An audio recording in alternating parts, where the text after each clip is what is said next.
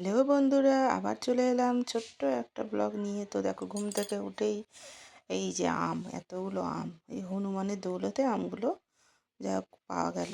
তো হনুমান ছিল প্রচুর গাছে। তো হনুমান যেই তাড়া করছিল ওই মানে দাদা আর আমার ছেলে, আর হনুমানগুলো লাফাচ্ছিল আর এই আমগুলো ঝপঝপ করে পড়ে গেল। তো যাই হোক, হনুমানের জন্য এই আমগুলো পাচ্ছি, কিছু কিছু উপকারও করে হনুমান, তাই না বলো? আর এইদিকে এবার আচার করে রেখেছি, জানো তো? ওই ভাজা আচারটা তো এখনও মশলা দেওয়া হয়নি। ওই কুড়েমির জন্য মশলাটা এখনও বানানো হয়নি। যাই হোক, দেবো, দুদিন ধরে রোদে রোদে দিচ্ছি। আজকে আর ফেলে রাখবো না, আজকে আমি মশলা দেবই দেবো। যাই হোক, আর এদিকে আমসত্ত্ব আছে, আমসত্ত্ব ওই থালাতে আছে। তো থালা থেকে কিছুতে খুলতে পারছি না, লেগে গেছে আঠার মতো। তো থালাটা উল্টো করে নিয়ে আমসত্ত্বটা খুলবো। তো আমসত্ত্ব না এখনও শুকোয়নি, এখনও ভেজা ভাবটা এখনও রয়ে গেছে, মানে সুন্দরভাবে ওঠে সেটা এখনও ওঠেনি। যাই হোক, তো এর আগে একবার বানিয়েছিলাম আর এই বানাচ্ছি, এই যে এখনও ওঠেনি। থালাতে কিন্তু তেল দেওয়া আছে, তা এখনও মানে ভালো মতো রোদ দেওয়া হয় না। হনুমানের ভয়েই নিয়ে চলে আসা হয়।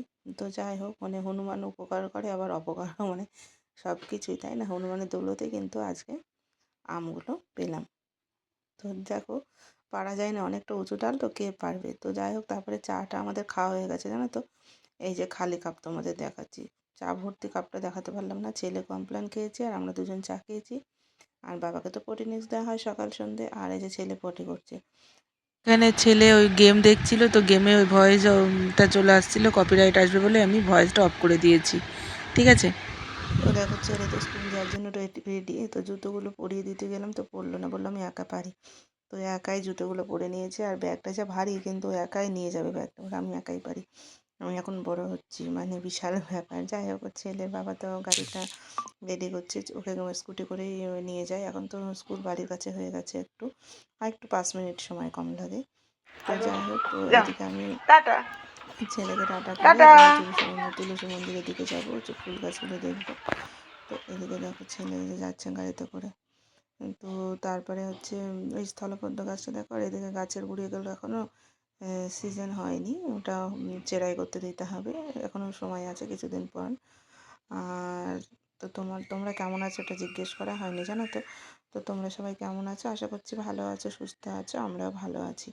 এইদিকে দেখো, নয়নতারা গাছের ফুলগুলো কি সুন্দর লাগছে না? দুটো মনে হয় ছোটো ছোটো চারা এনে লাগিয়েছিলাম, কতগুলো হয়ে গেছে। আর এইদিকে দেখো, কাঁঠাল গাছ। বর বলছে কি সামনে বাড়ি ওই ইয়ে খাবে, কাঁঠাল খাবে, কাঁঠাল ধরবে বলে সামনে বছর। যাই হোক, হচ্ছে আর এইদিকে দেখো, করবী গাছটা ফুল ফুটেছে সাদা, আগেরটা ছিল পিঙ্ক কালার, তবে বরমশাই রাগ করে কেটে দিয়েছে, মানে 2-1টা ফুল হতো, খুব কম, আর গাছটা কি লম্বা হয়ে গেছিলো। আর এটা কিন্তু বেটেই ছিল, ওদের সাথে নেওয়া হয়েছিল একই সাথে 3টে চারা, তো দুটো বড় হয়ে গেছিলো, এটা ছোটো। তো যাক, ওই গাছ দুটো বর কেটে দিয়েছে, যে ওর ফুল হচ্ছে না বলে রাগের মাথায় কেটে দিয়েছে। আর এইটা দেখা যাচ্ছে একটু ফুল হচ্ছে, সাদা ফুল, ওটাতে খুব কম ফুল হতো। তো দেখা যাক। আর এই যে এদিকে আমার ঠাকুর আছে, রাধাকৃষ্ণ, তুলসী মন্দিরে বর সকালবেলায় উঠে ধুয়ে দিয়েছে মন্দিরটা। আর আমি বাসনগুলো রাত্রিবেলা ধুয়ে নিয়েছিলাম, কারণ কাজের দিদিটা কিছুদিন আসছে না, শরীরটা খারাপ, তাই জন্য আমরা দুজনে মিলে অল্টারনেটিভ করে কাজ করে নিচ্ছি। আর সকালবেলা আমি এক কাঁধে জামা কাপড় কেচেছি, যেহেতু সকালে অনেক কাজ থাকে, তাই রাত্রিবেলা বাসনগুলো ধুয়ে নিয়েছি। তার এইদিকে দেখো, স্থলপদ্ম গাছটা কত বড় হয়ে গেছে, আর পেছনে তো বকুল গাছ আছে বাড়ির সামনে। তো আজকের মতো টাটা, বাই বাই।